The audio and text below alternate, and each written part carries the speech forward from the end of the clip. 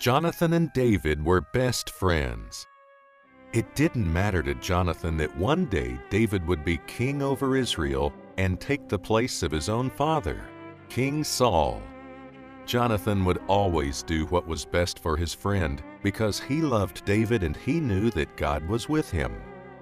King Saul, on the other hand, was so jealous of David that he wanted to kill him. David feared for his life. He asked Jonathan, "Why is your father trying to kill me? And what have I done to make him so angry?"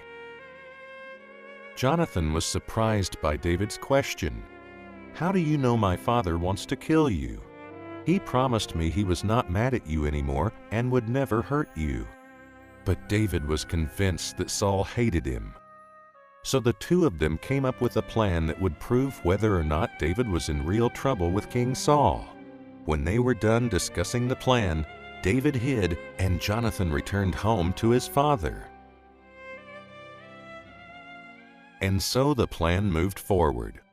David did not show up for an important dinner with the king and his family, even though everyone expected to see him.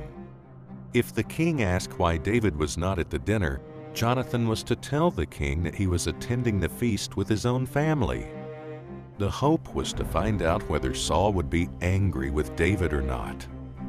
As the dinner went on, the king could not help but notice that David was not sitting in his place at the table.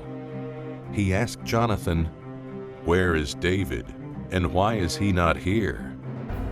Jonathan wasn't even finished explaining when the king became very angry.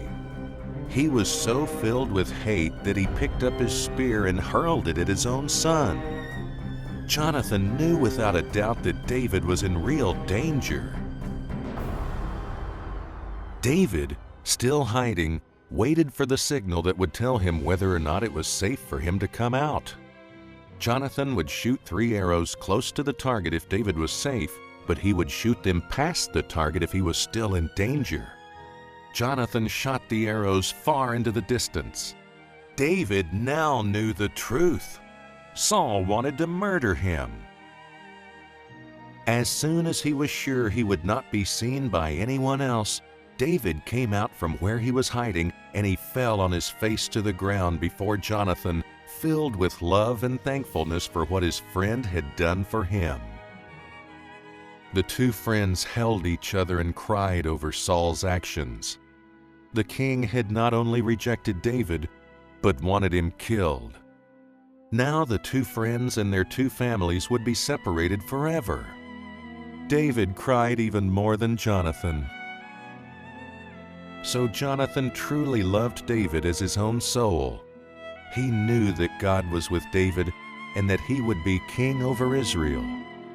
Not only had Jonathan protected David with his own life, but he continued to stand by David to the very end. The last recorded words of Jonathan to his beloved friend were, "Do not fear, my father, for you are destined to be king, and I will be second to you.